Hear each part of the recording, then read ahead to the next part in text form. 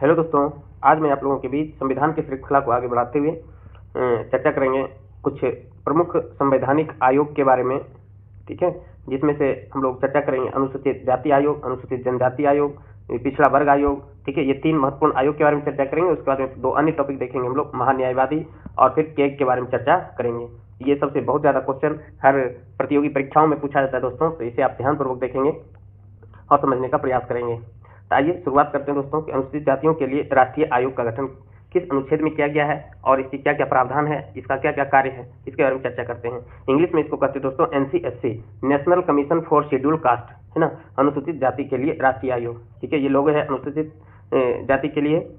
ठीक है, आयोग का महत्वपूर्ण बिंदु क्या क्या दोस्तों, कथा है कि राष्ट्रीय अनुसूचित जाति आयोग एक संवैधानिक निकाय है। आपको बार बार बताते आ रहे हैं दोस्तों, संवैधानिक निकाय वह निकाय होता है, वह संस्था होता है जिसकी चर्चा संविधान में किया गया है। ठीक है, तो इसकी चर्चा अनुच्छेद 338 में किया गया है, यानी इसका गठन संविधान के अनुच्छेद 338 के द्वारा किया गया है। और इसका गठन जो करते हैं वो गठन करने का शक्ति किसके पास निहित होती है, तो राष्ट्रपति के पास निहित होती है। और इनके जो सदस्य होते हैं और अध्यक्ष होते हैं, इनकी नियुक्ति भी राष्ट्रपति के द्वारा किया जाता है। इसके संविधान की ऐतिहासिक विकास की बात करें दोस्तों, इसमें कहा गया है कि 65वां संविधान संशोधन अधिनियम 1990 ये आया था और ये लागू हुआ था 13 मार्च 1992 को। ठीक है, यानी कि राष्ट्रीय अनुसूचित जाति आयोग के लिए संवैधानिक संशोधन पहली बार कब आया था दोस्तों, तो 65वां संविधान संशोधन 1990 में आया था, लेकिन ये लागू हुआ 1992 में, मार्च 1992 में। इसके द्वारा क्या किया गया था दोस्तों, इसके द्वारा अनुसूचित जाति और जनजाति के लिए एक राष्ट्रीय आयोग की स्थापना किया गया। यानी कि जो आपने देखा 65वां संविधान संशोधन 1990 लाया गया और ये लागू हुआ था 13 मार्च 1992 को। ठीक है, इसके तहत क्या किया गया था दोस्तों कि SC और फिर ST दोनों के लिए एक ही साथ आयोग बनाया गया, जिसका नाम क्या दिया गया, राष्ट्रीय आयोग, है ना। यानी कि 1992 में जो प्रभावी हुआ था उसमें राष्ट्रीय अनुसूचित जाति और जनजाति के लिए एक राष्ट्रीय आयोग की स्थापना किया गया। इस संवैधानिक आयोग ने 1987 में सरकार द्वारा स्थापित आयोग का स्थान लिया। सरकार के द्वारा एक संवैधानिक आयोग जो 1987 में लाया गया था उसका स्थान ले लिया राष्ट्रीय आयोग। बाद में क्या किया गया दोस्तों कि राष्ट्रीय आयोग को भी आपको विभाजित किया गया कि संविधान संशोधन के तहत 89वां संविधान संशोधन 2003 के तहत। ठीक है, तो इस ऐतिहासिक आपका क्रम है, इसे आप ध्यान में रखेंगे दोस्तों कि सबसे पहले आपने देखा 65वां संविधान संशोधन 1990 लाया गया SC ST के लिए आयोग की स्थापना के लिए, लेकिन ये मार्च 1992 में लागू हुआ। इसके तहत राष्ट्रीय आयोग का गठन किया गया। ठीक है, फिर क्या किया गया कि 1992 में ये दोनों शामिल था, कौन, SC और ST दोनों के लिए एक ही आयोग था जो राष्ट्रीय आयोग कहलाया। बाद में फिर क्या हुआ दोस्तों कि 89वां संविधान संशोधन अधिनियम 2003 के द्वारा ये राष्ट्रीय आयोग को दो भागों में विभाजित किया गया। ठीक है, जो एक बना गया राष्ट्रीय अनुसूचित जाति आयोग और दूसरा बन गया राष्ट्रीय अनुसूचित जनजाति आयोग। ठीक है, और ये जो 2003 में संशोधन आया था ये लागू हुआ दोस्तों 19 फरवरी 2004 से लागू हुआ है। ठीक है, इसके द्वारा इस राष्ट्रीय आयोग को दो भागों में विभाजित कर दिया गया था, एक था राष्ट्रीय अनुसूचित जाति आयोग और दूसरा राष्ट्रीय अनुसूचित जनजाति आयोग। अनुसूचित जाति को इंग्लिश में शेड्यूल कास्ट कहते हैं, यानी कि SC, और जनजाति यानी कि ST की बात करता है, शेड्यूल ट्राइब। ठीक है, तो SC आयोग की जो गठन की चर्चा किया गया है ये अनुच्छेद 338 के अंतर्गत किया गया था। जबकि बात करें दोस्तों राष्ट्रीय अनुसूचित जनजाति आयोग, इसकी स्थापना अनुच्छेद 338 के क के तहत किया गया या तो 338 के A के तहत किया गया। जनजाति के लिए कहेगा तो 338 के A और अनुसूचित जाति के लिए कहेगा तो 338। अब ये विभाजन किसका हुआ, राष्ट्रीय आयोग का विभाजन हुआ। राष्ट्रीय आयोग का गठन 1992 में किया गया था। ठीक है, आइए आगे चर्चा करते हैं कि वर्ष 2004 में राष्ट्रीय अनुसूचित जाति आयोग अस्तित्व में आया, यानी कि जो अकेले राष्ट्रीय जाति आयोग जो आया अस्तित्व में ये 2004 में आया था। ठीक है, ये ध्यान रखिएगा। तो सब पॉइंट आप इतिहास के क्रम को ध्यान में रखेंगे। 65वां संविधान संशोधन कब आया था दोस्तों, तो 1990 को आया था। कब आया था, 1990 को।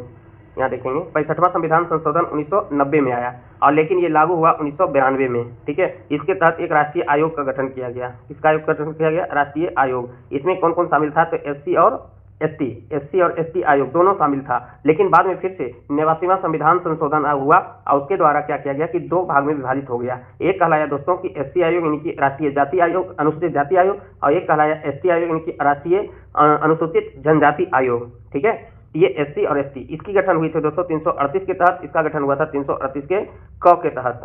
ठीक है, अब इसकी संरचना की बात करें अगर दोस्तों, इसकी संरचना की बात करें और आयोग की संरचना की बात करें तो आयोग में क्या होता है, एक अध्यक्ष होता है, एक उपाध्यक्ष होता है, 3 अन्य सदस्य होते हैं। यानी कि आप देखें 3 1 4 1 5 सदस्यीय आयोग होते हैं। एक राष्ट्रीय आयोग के अध्यक्ष होते हैं, एक उपाध्यक्ष होते हैं और 3 अन्य सदस्य होते हैं। ये सब मिला के इसका गठन किया जाता है, इसकी संरचना किया जाता है। अगर हम दोस्तों करंट के दृष्टिकोण से देखें तो राष्ट्रीय आपका जाति आयोग के राष्ट्रीय अनुसूचित जाति आयोग की बात करें, इसकी वर्तमान जो अध्यक्ष है दोस्तों, ये वर्तमान अध्यक्ष कौन है, तो आपका श्री किशोर मकवाना है। कौन है दोस्तों, श्री किशोर मकवाना। ये ध्यान रख सकते हैं। ये करंट के क्वेश्चन बनेगा, ये बार बार चेंज भी होते रहता है, इसे आप ध्यान में रखेंगे। तो राष्ट्रीय ये अनुसूचित जाति आयोग के अध्यक्ष कौन है? तो श्री किशोर मकवाना है। जबकि अगर हम बात करें दोस्तों जनजाति आयोग की, तो जनजाति आयोग के जो अध्यक्ष हैं वो है अंतर सिंह आर्या। अंतर सिंह आर्या, आप ध्यान रखेंगे इसे, अंतर सिंह आर्या। ठीक है, अब और कुछ फैक्ट देखते हैं। इसका कार्यकाल क्या होता है दोस्तों? इसका कार्यकाल कहता है 3 वर्ष होता है। इसका कार्यकाल कितने वर्ष के होते हैं? 3 वर्ष के होते हैं। 2 कार्यकाल से अधिक के लिए नियुक्त के पात्र नहीं होंगे, यानी कि कोई भी व्यक्ति जो अध्यक्ष बनते हैं वो 2 कार्यकाल से अधिक के लिए वो पात्र नहीं होंगे। अगर हम नियुक्ति की बात करें दोस्तों, अपॉइंटमेंट की बात करें, तो ये आपका अध्यक्ष, उपाध्यक्ष और अन्य सदस्यों की नियुक्ति कौन करते हैं? राष्ट्रपति के द्वारा किया जाता है। तो शुरू में ही आपको बता दिए थे दोस्तों कि चाहे वो राष्ट्रीय अनुसूचित जाति हो या राष्ट्रीय अनुसूचित जनजाति हो, सभी के अध्यक्ष, उपाध्यक्ष और अन्य सदस्य की नियुक्ति कौन करेंगे? तो राष्ट्रपति करेंगे। इसे आप ध्यान में रखिएगा। अब इसका मुख्य कार्य क्या है? ये जो मुख्य रूप से पढ़ रहे हैं दोस्तों, ये राष्ट्रीय अनुसूचित जाति के पढ़ रहे हैं। आगे एक टॉपिक बनेगा राष्ट्रीय अनुसूचित जनजाति आयोग। ठीक है, अभी हम ऐतिहासिक क्रम को देख रहे थे, तब जनजाति आयोग के बारे में थोड़ा चर्चा कर लिए थे। तो ये इसका काम क्या है दोस्तों? काम है अनुसूचित जातियों के संवैधानिक संरक्षण से संबंधित सभी मामलों का निरीक्षण एवं अधीक्षण करना, यानी कि जितने भी एससी के संवैधानिक संरक्षण है उससे जुड़े हुए सभी मामलों को निरीक्षण करना और अधीक्षण करना, यानी निरीक्षण करना कि जो भी संवैधानिक प्रावधान है एससी कैटेगरी के लिए वो लागू हो रहा है या नहीं हो रहा है, इसे जांच करना और उसके क्रियान्वयन की समीक्षा करना, है ना। यानी कि एससी कैटेगरी के जितने भी व्यक्ति हैं उसे संवैधानिक लाभ मिल पा रहा है या नहीं मिल पा रहा है, उसकी जांच करना और क्रियान्वयन करवाना इसका कार्य है।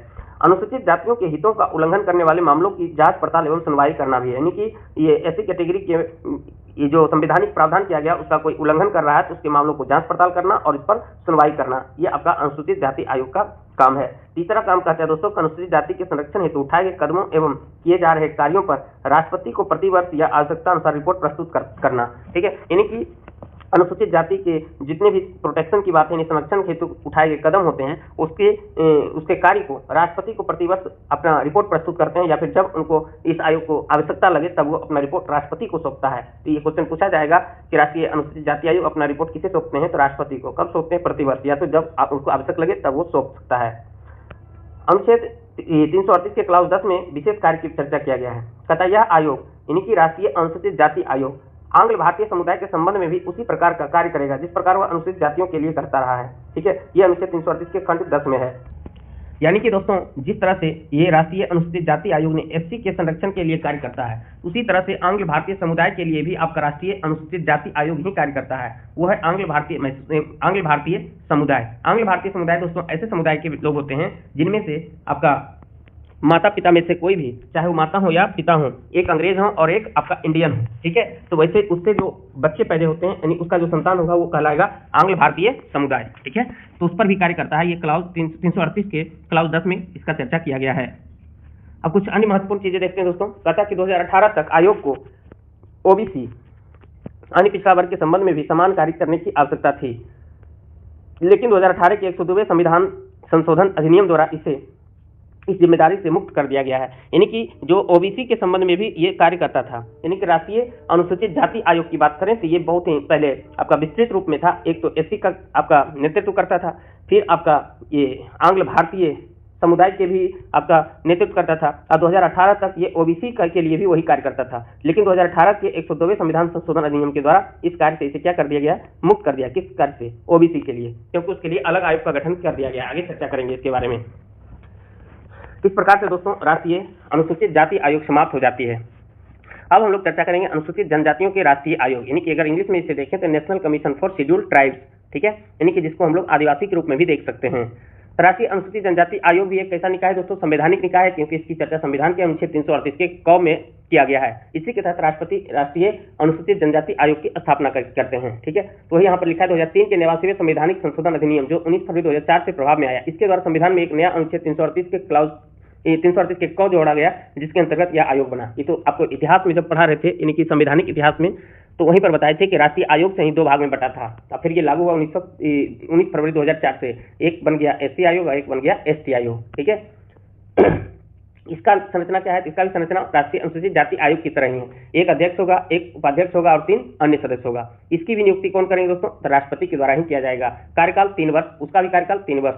2 कार्यकाल से अधिक के लिए नियुक्ति नहीं हो सकते हैं, वहां भी बताया गया था। यानी कि दोनों लगभग सेम है। ठीक है, यानी एससी आयोग और एसटी आयोग दोनों का सब प्रोसेस सेम है। अनुच्छेद का चेंजिंग है कि ये अनुच्छेद 338 में है और ये 338 के क में है। ठीक है, आयोग अपना वार्षिक प्रतिवेदन राष्ट्रपति को प्रस्तुत करता है। वो भी अपना प्रतिवेदन किसे प्रस्तुत कर रहा था? तो राष्ट्रपति को। कहता है यदि आवश्यक समझा जाता है तो समय से पहले भी आयोग अपना प्रतिवेदन दे सकता है, यानी प्रतिवर्ष दे भी सकता है और अगर आवश्यक समझे तो पहले भी दे सकता है। आइए इसको हम लोग थोड़ा सा एक नजर में देखने का प्रयास करते हैं। ठीक है, ये जो है संवैधानिक निकाय है दोनों, चाहे राष्ट्रीय अनुसूचित जाति हो या राष्ट्रीय जनजाति आयोग हो। ये जनजाति आयोग के बारे में शॉर्ट लिस्टेड किया गया दोस्तों। इसकी चर्चा अनुच्छेद 338 के क्लाउज कौ में है। 89वां संविधान संशोधन अधिनियम 2003 में ये लागू हुआ। इसके तहत राष्ट्रीय जनजाति आयोग का स्थापना किया, लेकिन लागू हुआ 2004 में। इसका सदस्य संख्या 1 अध्यक्ष, 1 उपाध्यक्ष और 3 अन्य सदस्य होते हैं। नियुक्ति किया जाता है सबको राष्ट्रपति के द्वारा। कार्यकाल 3 वर्ष, 2 कार्यकाल से ज्यादा नहीं रह सकता है और वार्षिक प्रतिवेदन किसे सौंपता है? राष्ट्रपति को सौंपता है। इस प्रकार से दोस्तों आपको राष्ट्रीय अनुसूचित जनजाति आयोग भी समाप्त हो जाती है। आइए थोड़ा सा चर्चा कर लेते हैं हम लोग राष्ट्रीय पिछड़ा वर्ग आयोग के बारे में भी चर्चा कर लेते हैं। इसको शॉर्ट में कहा जाता है एनसीबीसी। क्या कहते हैं इसको? Full form national commission for backward classes, है ना, यानी कि राष्ट्रीय पिछड़ा वर्ग आयोग। राष्ट्रीय पिछड़ा वर्ग आयोग अधिनियम 1993 द्वारा राष्ट्रीय पिछड़ा वर्ग आयोग की स्थापना 1993 में किया गया है। तो ध्यान रखेंगे कि राष्ट्रीय पिछड़ा वर्ग आयोग की स्थापना कब किया गया है? 1993 में किया गया है।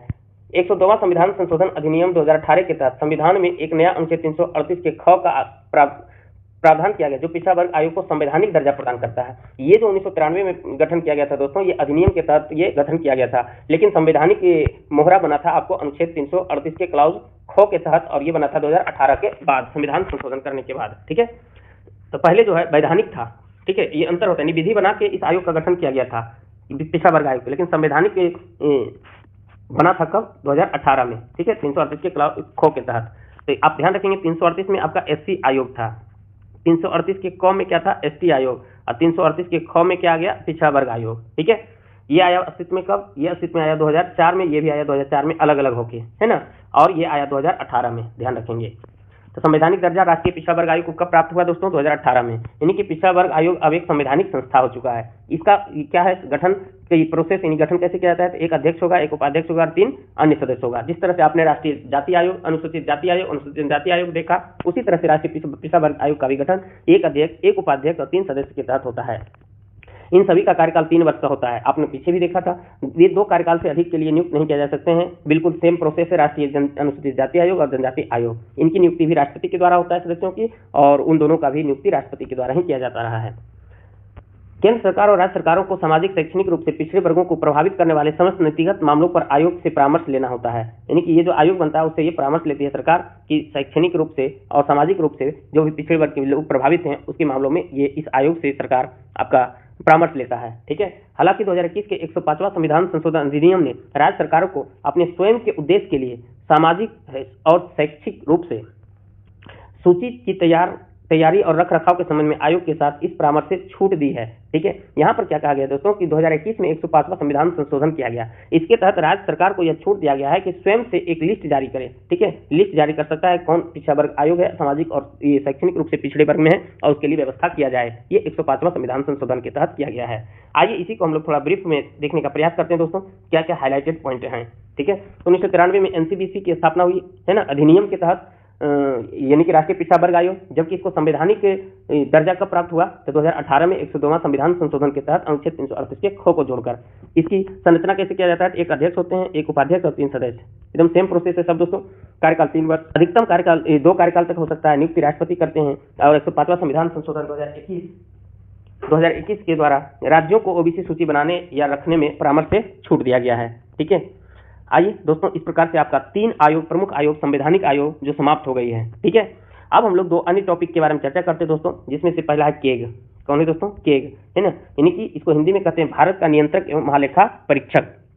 ठीक है, इसकी चर्चा कहाँ किया गया दोस्तों? तो अनुच्छेद 148 से 151 तक है। बहुत इंपॉर्टेंट है ये फैक्ट दोस्तों कि केग की चर्चा कहाँ से कहाँ तक किया गया है? तो 148 से 151 तक किया गया है। केग की नियुक्ति की बात करें तो केग की नियुक्ति भी कौन करेंगे? राष्ट्रपति करेंगे। दोस्तों जब हम आपको राष्ट्रपति चैप्टर पढ़ा रहे थे तो उसी में बताए थे जितने भी बड़े बड़े पद पर आसीन व्यक्ति होते हैं या अध्यक्ष होते हैं, सभी की नियुक्ति कौन करते हैं? तो राष्ट्रपति करते हैं। नियंत्रक महालेखा परीक्षक की नियुक्ति राष्ट्रपति करता है, किंतु उसे पद से संसद के दोनों सदनों के समावेदन पर ही हटाया जा सकता है, यानी कि इसे आसानी से नहीं हटाया जा सकता। नियुक्ति तो राष्ट्रपति करते हैं लेकिन इसे आसानी से नहीं हटाया जा सकता, जबकि संसद के दोनों सदन के द्वारा मंजूरी प्राप्त होगी पूर्ण बहुमत से, तभी उसे हटाया जा सकता है। यानी कि एक तरह से देखा जाए तो जिस तरह से आपने न्यायाधीश को हटाया था उसी तरह से इसमें भी प्रावधान किया गया है। आइए दोस्तों एक बार हम लोग सतरी निगाहों से के सारे अनुच्छेद के बारे में चर्चा कर लेते हैं। ठीक है, इससे भी क्वेश्चन पूछा जाता है। ठीक है, यानी कि 148 में क्या है, 149 में क्या है, 150 में क्या है और 151 में क्या है, सभी के बारे में हम लोग चर्चा करते हैं। तो अनुच्छेद 148 कहता है दोस्तों, केक की नियुक्ति, कार्यकाल, शपथ एवं सेवा शर्त। यानी कि केक की नियुक्ति किस प्रकार की, क्या केक का कार्यकाल क्या होगा, शपथ और सेवा शर्त क्या क्या है, ये सब की चर्चा कहाँ किया गया दोस्तों, तो अनुच्छेद 148 में। सीधा याद रखें, केक की नियुक्ति और कार्यकाल 148 में है। 149 में केक का क्या क्या कर्तव्य एवं शक्तियां हैं, ये भी ध्यान रखेंगे।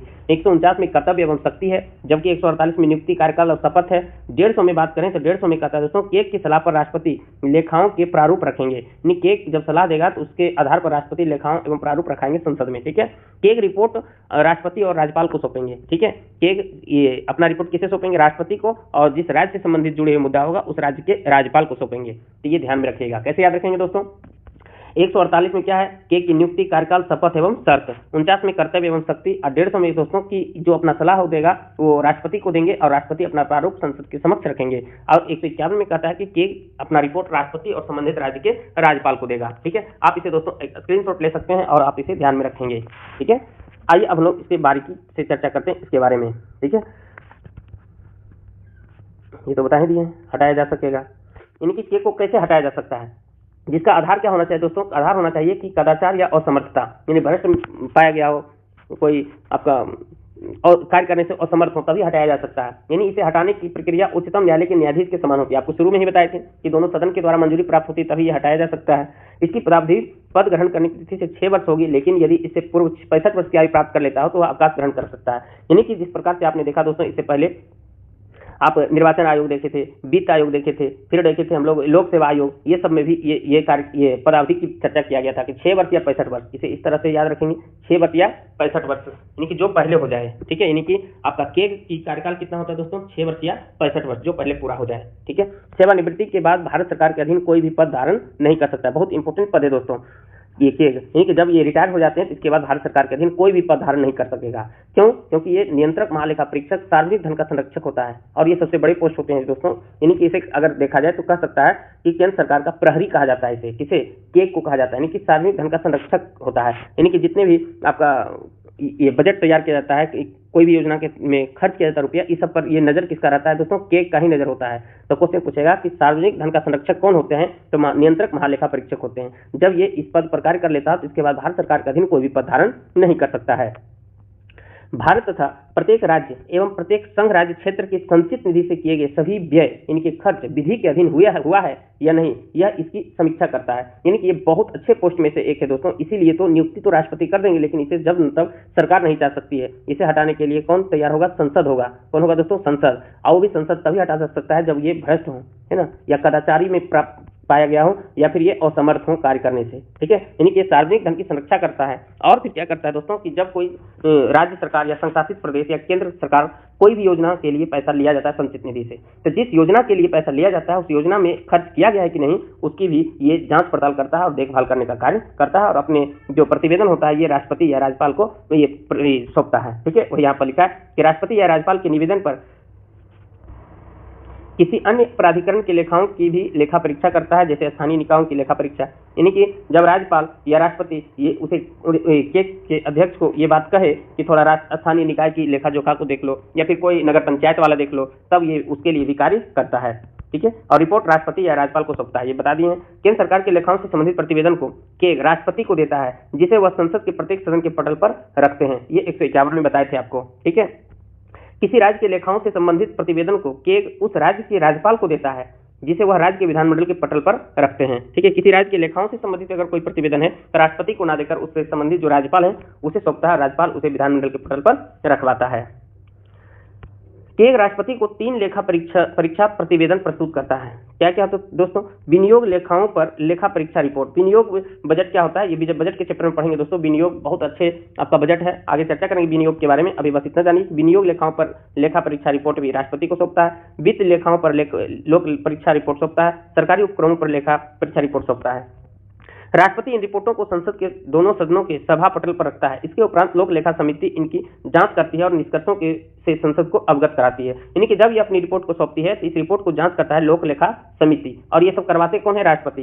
केग का काम है कि अपनी रिपोर्ट को या कुछ मामले को कहाँ किसके पास सौंपना? राष्ट्रपति के पास सौंपना, या फिर जिस राज्य से संबंधित हो वहां के राज्यपाल को सौंपना। अब राष्ट्रपति का कार्य है कि जब वो जो रिपोर्ट सौंपे हैं केग उसे संसद में प्रस्तुत करता है। अब प्रस्तुत करने के बाद संसद के कुछ प्रमुख समितियां हैं, आगे चर्चा करेंगे, जिसमें से एक समिति है लोक लेखा समिति। ठीक है, ये जो राष्ट्रपति को ये रिपोर्ट दिया है केग, उसकी जांच करती है लोक लेखा समिति, और उसके बाद में संसद को इस चीज से अवगत कराती है।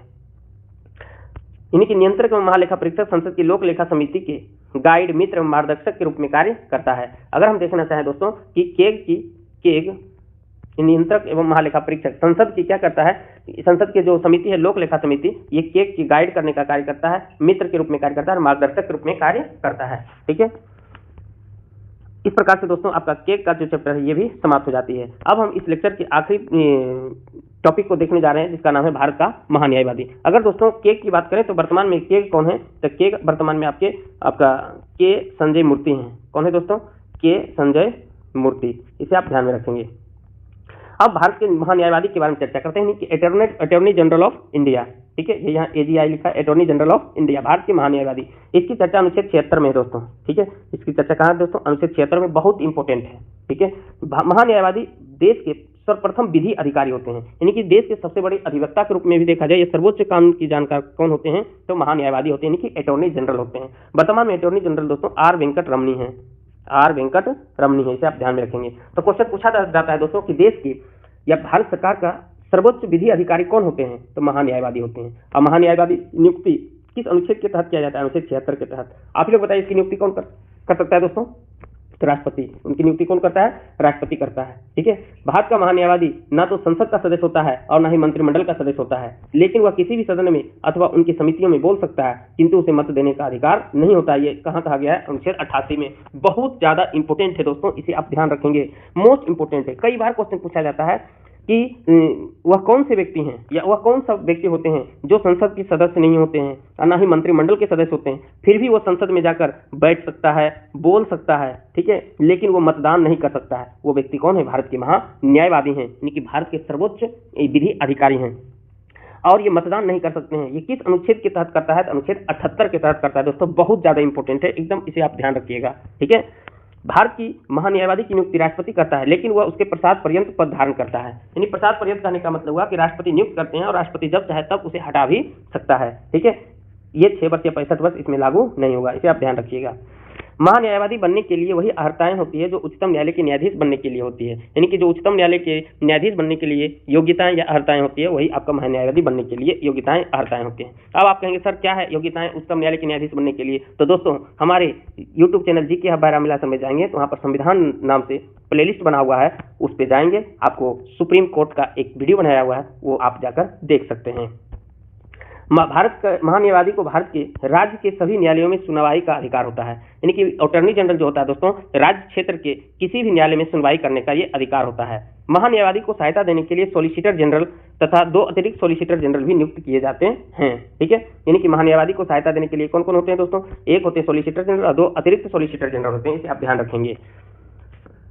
अब ये महान्यायवादी केंद्र में होती है। राज्य में क्या होता है दोस्तों कि राज्य में आपका महाधिवक्ता होता है। राज्य में क्या होता है दोस्तों? महाधिवक्ता, यानी राज्य का महाधिवक्ता यानी एडवोकेट जनरल। ध्यान रखेंगे दोस्तों, दोनों में थोड़ा सा समानता है। महान्यायवादी एक है महाधिवक्ता। महाधिवक्ता राज्य का होता है, महान्यायवादी केंद्र में होता है। जो कार्य आपका केंद्र में महान्यायवादी का था दोस्तों, ठीक उसी प्रकार से वो राज्य में महान्यायवादी के जैसा कार्य करने वाले हैं अधिवक्ता, यानी कि एडवोकेट जनरल। इसकी चर्चा अनुच्छेद 165 में किया गया है। महान्यायवादी की चर्चा अनुच्छेद 76 में था दोस्तों, जबकि राज्य महाधिवक्ता की चर्चा अनुच्छेद 165 में है। अनुच्छेद 165 में राज्य के महाधिवक्ता की व्यवस्था की गई है। वह राज्य का सर्वोच्च कानून अधिकारी होता है। क्वेश्चन पूछेगा कि राज्य का सर्वोच्च कानूनी अधिकारी या फिर राज्य के सर्वोच्च विधि अधिकारी कौन होता है? तो राज्य का महाधिवक्ता होता है। जबकि केंद्र की बात करें कि भारत सरकार की सर्वोच्च कानून अधिकारी कौन होते हैं, तब हो जाएगा महान्यायवादी। कोरिलेट करके पढ़ेंगे दोस्तों, तब आपको ज्यादा समझ में आएगा और किसी प्रकार की समस्याएं भी नहीं होगी। इसको नियुक्ति कौन करेगा? जिस प्रकार से आपने देखा था कि केंद्र में नियुक्ति राष्ट्रपति करते हैं, तो राज्य में नियुक्ति कौन करेंगे? राज्यपाल करेंगे। यानी महाधिवक्ता की नियुक्ति राज्यपाल के द्वारा होता है। राज्यपाल वैसे व्यक्ति को महाधिवक्ता नियुक्त करता है जिसमें कि उच्च न्यायालय के न्यायाधीश बनने के योग्य हो और वह अपने पद पर राज्यपाल के प्रसाद पर्यंत बना रहता है। बिल्कुल जिस तरह से आपने देखा था कि केंद्र में महान्यायवादी राष्ट्रपति के प्रसाद पर्यंत था, ठीक उसी प्रकार से आपका महाधिवक्ता भी राज्यपाल के प्रसाद पर्यंत कार्य करता है। और उसके लिए महान्यायवादी के लिए उच्चतम न्यायालय के जो अर्हताएं हैं वो होना चाहिए, जबकि महाधिवक्ता के लिए हाई कोर्ट के न्यायाधीश बनने योग्य होना चाहिए। इसका क्या कार्य दोस्तों, जो कार्य आपका केंद्र में महान्यायवादी का था उसी तरह से राज्य में महाधिवक्ता का कार्य है। तथा राज्य सरकार को विधि संबंधी ऐसे विषयों पर सलाह दे जो राज्यपाल द्वारा सौंपे गए हों, यानी कि राज्यपाल कोई मुद्दा को सौंपता है महाधिवक्ता को और वो सलाह दिया जाता है, कानूनी सलाह। विधिक स्वरूप से ऐसे अन्य कर्तव्यों का पालन करे जो राज्यपाल द्वारा सौंपे जाते हैं, यानी कि राज्यपाल कोई कानूनी मुद्दा देता है तो उसको जो डील करने का कार्य करता है और राज्य के महाधिवक्ता भी ही करते हैं। अपने कार्य संबंधी कर्तव्यों के तहत उसे राज्य के किसी न्यायालय के समक्ष सुनवाई का अधिकार है, यानी कि अपने कार्य संबंधी कर्तव्य के तहत उसे कोई भी राज्य में जाकर न्यायालय के समक्ष सुनवाई भी कर सकता है। इसके अलावा उसे विधानमंडल के दोनों सदनों या संबंधित समिति अथवा उस सभा में जहां के लिए वह अधिकृत है बिना मताधिकार बोलने एवं भाग लेने का अधिकार है। एकदम बिल्कुल जिस तरह से अनुच्छेद 88 कहता था दोस्तों कि महान्यायवादी किस अनुच्छेद के तहत ये संसद में बैठ सकता है, बोल सकता है, लेकिन मत नहीं कर सकता, अनुच्छेद 88 के तहत। कौन व्यक्ति है वो? महान्यायवादी है। ठीक उसी प्रकार से ये आपका महाधिवक्ता, जो राज्य के महाधिवक्ता यानी कि एडवोकेट जनरल दोस्तों, ये भी विधानमंडल के दोनों सदन में बैठ सकता है, बोल सकता है, लेकिन वो मत नहीं दे सकता है। महाधिवक्ता को वे सभी विशेषाधिकार एवं भत्ते मिलते हैं जो विधानमंडल के किसी सदस्य को मिलते हैं, यानी कि जो एमएलए या एमएलसी को मिलता है सब वेतन भत्ता इसे भी दिया जाता है। आइए हम लोग दोस्तों देखते हैं एक बार एक नज़र में क्यों हाईलाइट के रूप में कि भारत का महान्यायवादी की चर्चा अनुच्छेद 76 में है, जबकि राज्य के महाधिवक्ता 165 में है। महान्यायवादी की नियुक्ति करता है राष्ट्रपति, जबकि महाधिवक्ता की नियुक्ति करता है राज्यपाल। ये जो महान्यायवादी और महाधिवक्ता है दोनों प्रसाद पर्यंत होते हैं। महान्यायवादी राष्ट्रपति के प्रसाद पर्यंत, महाधिवक्ता राज्यपाल के प्रसाद पर्यंत होता है। सदन में बोल सकता है लेकिन वोट नहीं दे सकता है, दोनों। ठीक है। महान्यायवादी को पूरे भारत के सभी न्यायालयों में सुनवाई करने का अधिकार होता है, जबकि आपका महाधिवक्ता को राज्य के विभिन्न हाई कोर्ट में भी सुनवाई करने का अधिकार होता है। तो दोस्तों इस प्रकार से आपका महत्वपूर्ण 5 से 6 टॉपिक आपका समाप्त हो जाती है। हम उम्मीद करते हैं कि आपको हमारा लेक्चर बहुत ही पसंद आ रहा होगा। अगर अच्छा लगे तो हमारे वीडियो को लाइक भी करें और शेयर भी करें अपने दोस्तों को, और प्यारे प्यारे से कमेंट भी करें, और हमारे चैनल को तो सब्सक्राइब कर ही लिए होंगे आप लोग। अगर नहीं किए तो जल्द से जल्द सब्सक्राइब कर बेल आइकन दबा दें ताकि मैं अगली वीडियो जब अपलोड करूँ तो आपके पास जल्द से जल्द पहुँच जाए। जय हिंद, जय भारत।